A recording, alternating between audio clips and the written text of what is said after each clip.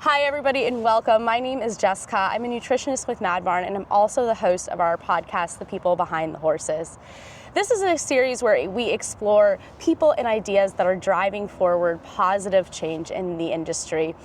So we're looking for positive growth, innovation, and talking about our social license to operate. So I am joined today with an individual that embodies all of those goals. So I'm thrilled to welcome the legendary three-time Canadian Olympic event rider, Mike Winter. Thank you.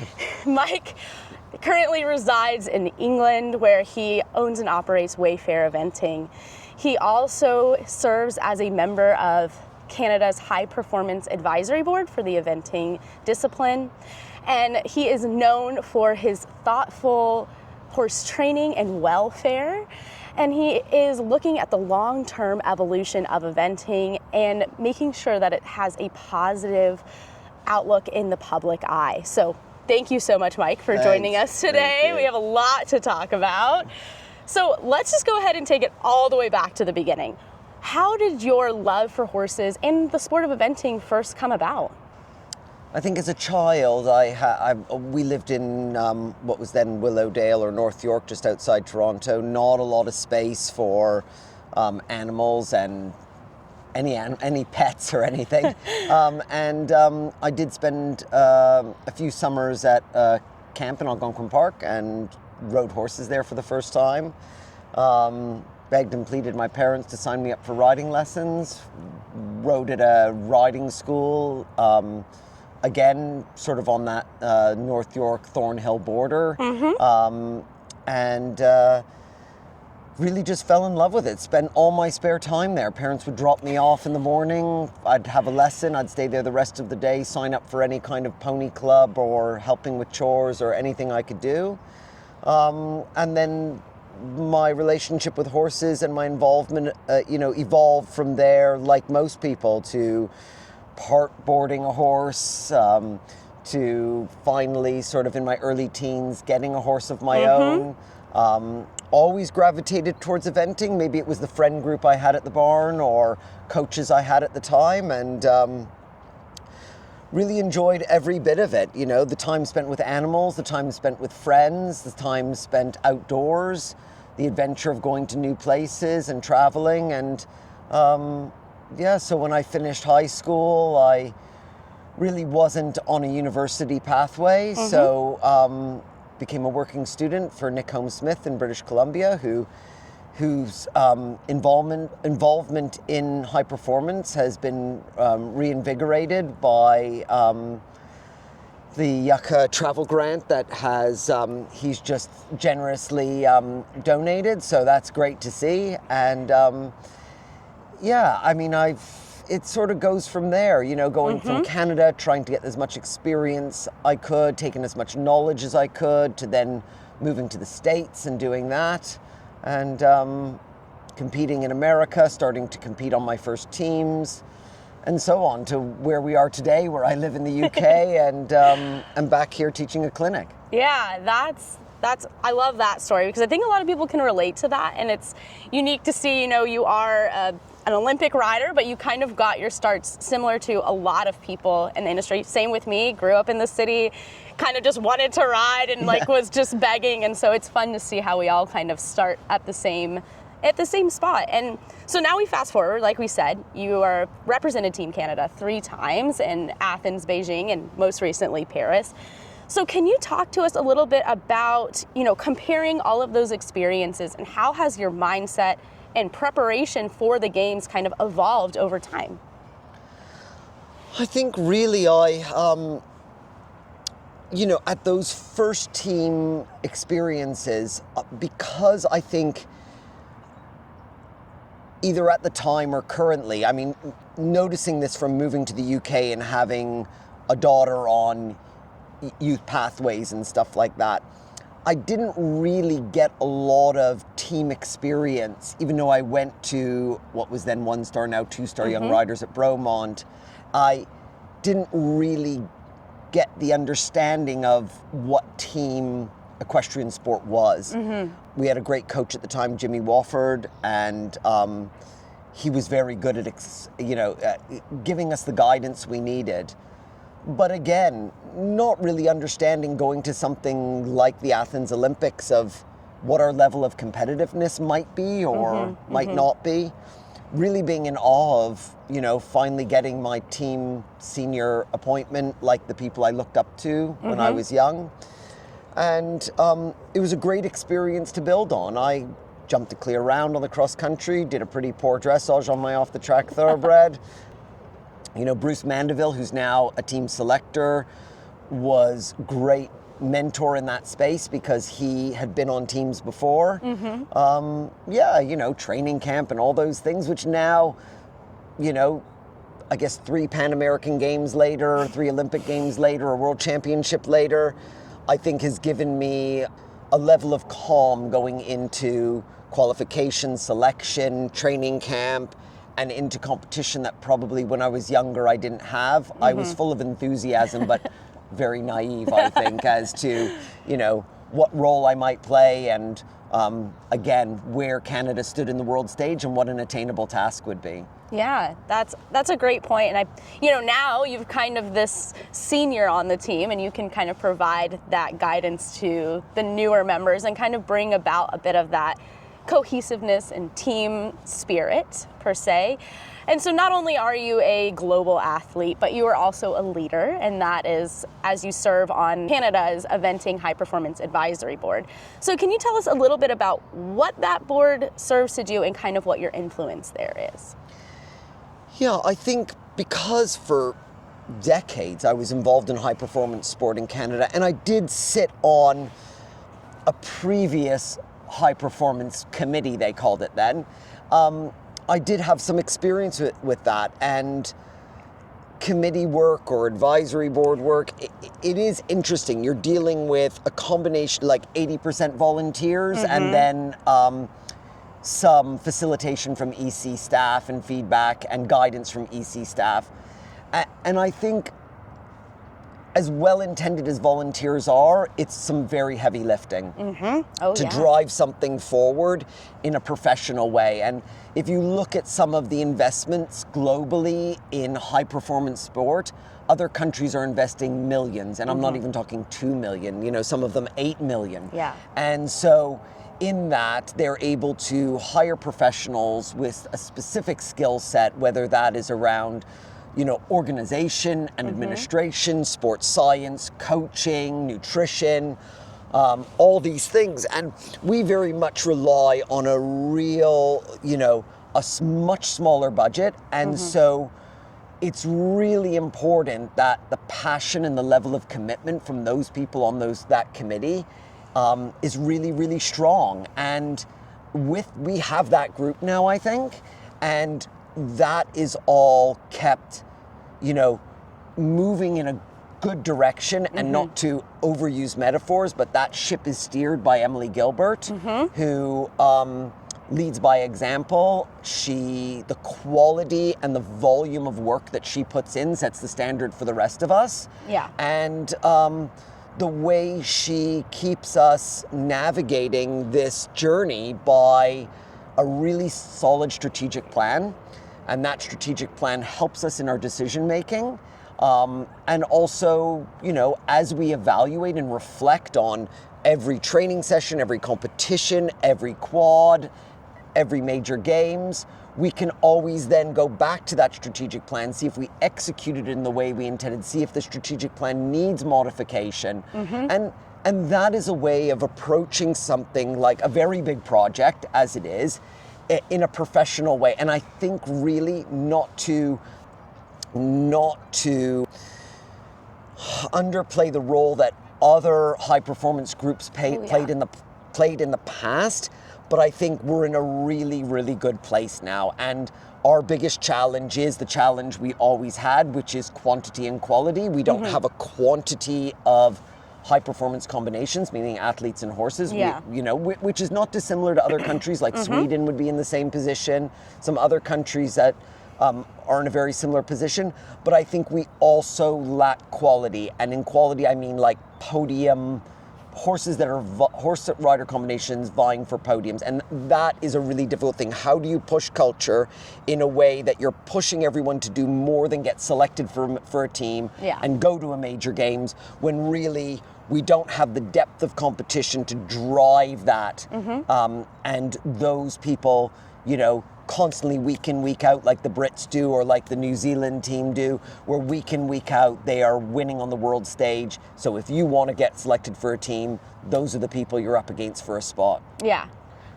I love everything that you kind of just said, and even being, you know, an outsider that's had a chance to both work with Emily, but also several members of the high performance advisory team, and then also some of the riders. We're definitely seeing that shift that you're talking about, and that passion that drives the team. And we've had chances to kind of work on some fitness training with some of the riders when they're in Florida, and I've just seen a lot of the people start to come together and ask questions and learn from each other, rather than just being such an individual sport. We go out there, it's me, my horse, whatever we finish, you know, our scores are combined at the end, but actually having that team cohesion. And so I think you guys are really bringing about that change, and we're kind of on the cusp of something that could be really great. And some of those other countries can kind of start to look back to Canada and the scientific method that you guys have kind of laid out, where you're really reviewing what has worked and what has not worked, and how can we keep pushing forward. So I'm really excited to see some of those changes. I do want to talk a little bit, like, you currently reside in Europe, which is kind of dominates a bit of the eventing scene for us. So how has your experiences there with the European eventing environment shaped your perspective of how Canada should run their national program? Yeah, I think it's been really beneficial to make that shift over there. I would say it was, I don't know how much of it was to shape my high performance career, a lifestyle choice we made as a family, and where we wanted to raise our children. I'm not quite sure how we landed there, but I mean, I know how we landed there, but it was a combination of things. It wasn't guided by one component. Choice, And so I think really these different pieces coming together, me being over there, having this good horse El Mundo I have right now, who I sort of have by accident because he was bought as a sales horse and ended up getting, you know, an injury that made him not saleable, and I ended up keeping him. You know, that sort of bad luck that turned into something quite special. Exactly. And then Rebecca Howard being based there as well, and having the experience she had with Tim and Janelle, and going to the Rio Olympics and doing so well. And I think I try, through a lot of guidance I get from Rebecca, to lead by example, try and not just put scores on the board, but push myself to be more competitive, like you see the Europeans do, running quick week in, week out. I think, like, you listen to Sinead Halpin's podcast. She's just talked about the American, it's the same, not just running horses to get to the 3-day event, but practice going quickly, practice winning. You see that a lot in Europe. You know, the European approach very much has shifted towards winning is something you've got to practice, being competitive is something you've got to practice. It's called a competition for a reason.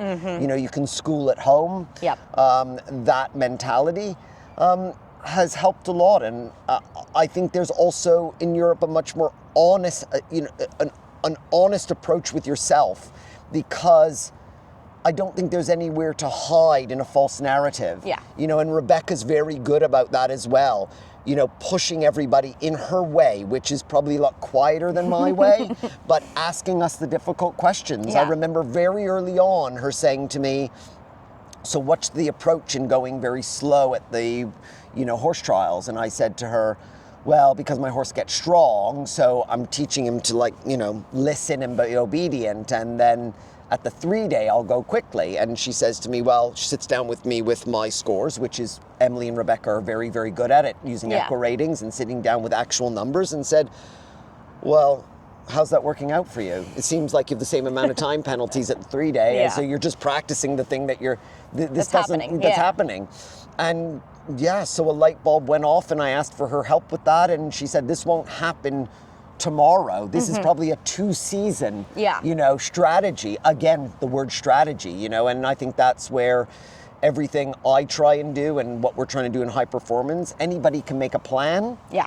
Plans are easy to make. A strategy takes thoughtful consideration and a team behind you. And a team behind you, yeah, and a team behind you. And for all of us, whether that's we're at a major games and we have that team behind us of, the Canadian high performance traveling team, the selectors are there, curious about what's happening at a major games, but their support is unwavering. And, James coming over from EC and his support role, and, Team Ferry or Team Vet, that team environment is really important. And that also carries on. We all have our own teams at home. Exactly. Some of those are family. Like in my case, my whole family, we do this together, along with, Amy Ferris, who's El Mundo's groom, and our home farriers are, it is a unique sport in that way. My home farrier's texting me on Sunday night on the way home from a competition, asking me if we've lost any shoes. Everybody's invested. And I think that is something very, very special about equestrian sport. And, it's all driven for our passion for sport, our love of horses, and these great relationships and friendships that we form, through a lifetime, including, a childhood friend of mine. I was in for the Royal last year. I connected with a childhood friend that I started riding with when I was 8 years old. Wow. And she came to the Royal and we caught up, and, horses create that shared everlasting passion. bond, creates that, those friendships that really, last forever. They're there. And so, everything you said, once again, like the accountability, that everybody is there holding you accountable, making sure that you're making that progress and that it's not just you, because it can become so isolating in our sport when you feel like it's just you having to make all of these decisions and really push these horses and figure out what's right and what's wrong. And everybody has different experiences. So it's great to see everybody kind of come together and it's starting to really work out and we're seeing some of these changes. I do want to, change the conversation a little bit, because we've seen this really fine balance in equestrian sports between tradition and innovation and kind of pushing the sport forward. So I want to just talk a little bit about how do you kind of balance those two, both in your own personal training of your horses back in the UK, but also when you're looking at the high performance team. Yeah, I think because we stay in sport for so long as an athlete, I think there's a very different idea. Younger athletes are pushed to improve and maximize, make marginal gains and push and improve through their career, and then it ends at like 30. Yeah. And I think because we're in sport for so long, I think it's very easy for that enthusiasm to diminish. That enthusiasm to kind of rely on how things have worked in the past. Yeah, and start to say, well, I am an equestrian professional. I stand on my experience and expertise. Yeah. I am respected by my students and the people around me. I have a program and a system for what I do, and there it is. Yes. And I think that's one of the greatest challenges we have in Canadian high performance. It's one of the greatest challenges I've had with myself. Luckily, I have a daughter who's 24 who pushes me and pushes me. But again, things like going to the gym. 3 years ago, I started going to the gym because things I found easy when I was in my 20s, I no longer found easy. And so that's science. It's not relying on just what I think good fitness for horses is. The type of horse we ride has changed so drastically in the sport, and understanding fitness and using heart rate monitors is so important. The amount of travel these horses do and the length of their season week in and week out, understanding their nutritional needs, understanding what they need to stay on the road as an athlete and stay competitive, keep their energy levels up. Like we talked about yesterday, the nutrition for tissue repair, and so these things are really, really important. Again, looking at things in a more strategic way, looking at things making sure that you're maximizing your opportunities by taking on what information is out there, what people are willing, and putting ego to one side and saying, you know what, maybe I didn't have that right, or maybe I had it right for then, but for now I need to be better. Yeah, I love hearing that, because we know science is always changing and it's always evolving. When I was a professor, I always told my students, so this is what we know now. In 10 years, I'll probably be a liar, because science has proven what we know to be wrong, right? So we always have to be kind of changing our mindset on that and being open to those new ideas and what is science saying. And also, like you said, the horses are changing, our management styles are changing, the competition is changing, and thus we need to kind of change our mindset and be able to adapt. So this kind of leads into a topic that I know you are very passionate about, and that is the equestrian sports social license to operate. So I do want to kind of talk about that a little bit, but for our viewers that maybe don't really understand what that is or are familiar with that term, can you kind of explain what that means, and also what is at risk if we lose it? Yeah, so social license to operate is not unique to equestrian sport. And for some reason, when we talk about it, people are surprised to hear that, because I think we live in such an insular community or insular industry. We just think of everything as it pertains to us. Yeah. And social license to operate is where any industry has to prove and maintain its public benefit. Yeah. Right? So for us, our public benefit doesn't solely rest in horse welfare. So horse welfare and social media are probably the most challenging topics of the moment, and some of the work we're doing, some of the work that's most challenging. But social license to operate is about net value. So net value is understanding that this is maybe where we do harm. Yeah. And the harm we can do could be to some of these welfare issues, but it could also be harm we do in poor waste management. It could be the nitrates we let run off from poorly stored manure. It could be the plastic waste from our shavings bags. It can be the virgin timber for making these shavings. Yeah. You know, it can be all kinds of things. It can be the amount of carbon from transporting horses. It's a lot of things that go into what we do that is negative. Yeah. And so what social license to operate is about mitigating harm. So that's about making sure we evolve our practices on horse welfare. Yep. Right? Things like creating better stewardship. So that's from when the horse first comes into the world, making sure its health and nutrition needs are met. Deworming, vaccination, hoof trimming, enough space for them to socialize and pasture. As those horses then enter into what the training phase of their life, that's done in a way that is empathetic, that we understand that the horse is a sentient being. And that is a term that's being used right now in food production as well. Animals are sentient beings, and that means they feel, they have fear, they have emotions, they have memories, they form bonds with each other and the people around them.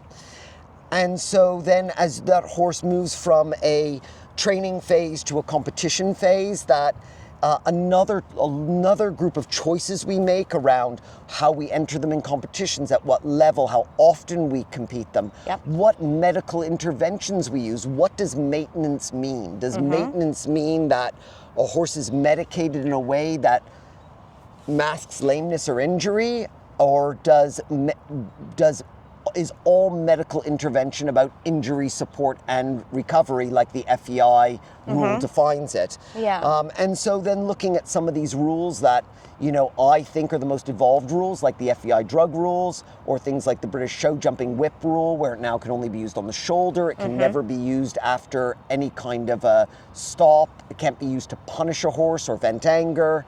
And sort of evolving these rules, and then at the same time being on my own personal journey about, and I've gotten it wrong, and some of the stuff I've gotten wrong was from poor examples. You know, like people that my parents entrusted my education to, I entrusted my education to, you know, that had very outdated practices and terminology around horses, and we've all heard those sayings, and we've all made mistakes. But I think trying on that horse welfare side to do better, to try and remember why we have horses in our lives. If you ask anybody around you, we have horses in our life because we enjoy communicating with them, we love them, we like the community, like I said earlier, with that shared passion. Yeah. People don't start riding, and very few people, when you ask them why they have horses in their life, it's not about winning prizes. So I think that we start to let the general public know that that is something we care about. Yeah. And through our social media as well, so maybe less social media posts about sponsors and fancy equipment and stuff we get and unpacking saddle pads and prizes, and more social media posts about that horse-human bond and how important that is to us. Because with the posts that are purely about sort of those things that we want to showcase around competition and fancy saddles and bridles, it's the risk of the public feeling like we objectify the horse as just another machine or item that facilitates that, you know, desire for notoriety, social status, fame, all those things. So, you know, and then just sticking to that other sort of components, or what we call pillars of social license to operate, back to the environmental stuff. You look here, this is an area that is very, very developed, but places like this, venues and farms, we can show the public that we are stewards of the environment and countryside, that we harvest rainwater off roofs, that we create hedges and wildlife corridors so that they can move through these wonderful spaces, and that we enjoy riding our horses in these spaces, that, you know, and that shared passion for horses, the outdoors, our social connection with each other, and then also showing the general public and the wider equestrian community how horses in general, outside of our space, play such a role in therapeutic riding, helping people who are nonverbal, physically and mentally disabled people, how, you know, how the horse has evolved as part of society from being a horse, being something that helps with farming and transportation and even war, to something that is such an important part of our lives. And I think we could do, if we do a good job on these environmental, on the horse welfare side, on the social media side, if we do well on the community and horse and human bond side, I think the Olympic Games can use us to showcase what we are, instead of hiding us in a corner and telling us we have to have all the cameras off. Yeah. Because I think that is a pathway to being not in the Olympics anymore, which finishes the question you started with, is where we can if we don't do better on social license to operate, if we don't engage in these difficult topics, if we aren't transparent, if we don't evolve practices, if we don't show the net benefit of what we give and what horses give to society, we could lose the Olympic Games, and quite frankly, we could lose horses in sport. Yeah, that is definitely, you know, a scary thought, especially when there are so many people that are so passionate, that have built their careers and their lives around this. And I love that that's important as well. Yeah, the economic benefit around what we bring to areas like this. Exactly. And I love that you were kind of talking about, you know, different examples of ways that we can improve our social license to operate, things that we need to think about just outside of horse welfare. Because I know for a lot of viewers, they're like, well, I care about my horse. I'm doing right by my horse. But then looking further and saying, okay, it's not just horse welfare. It's how you're interacting on social media. What are you putting out there? How are you commenting and engaging with other people? And then also looking at that environmental impact. We've seen that happen with our livestock animals. There's a huge pressure on them. And we are going to be facing those same concerns. Absolutely. So it is making sure that we're taking this whole view of it. And this is really kind of the basis of why this podcast started, is to provide these examples of leaders in the industry that we can look to kind of continue to push this forward momentum, and what are some ways that we can start to improve. So I really appreciate you taking this time today to talk not only about your experiences and that fun stuff, talking about the Olympics and how you got into horses, but also showing us how are you pushing the Canadian teams and those people around you forward, and then ending on that difficult conversation of we need to look inside ourselves, we need to look inside our community, we need to come together. We need to make sure that we're, you know, pushing education first and foremost out there to make sure everybody knows how can we improve, and kind of just having that idea of social license to operate, 'cause nobody watching this podcast or around us really wants to lose this great sport that we have. So Absolutely. Thank you so much, Mike, for taking this opportunity to chat with us. My pleasure. Thank you. Yes. And to everyone that's watching, make sure that you subscribe so that you can be the first to watch the next episode of The People Behind the Horses.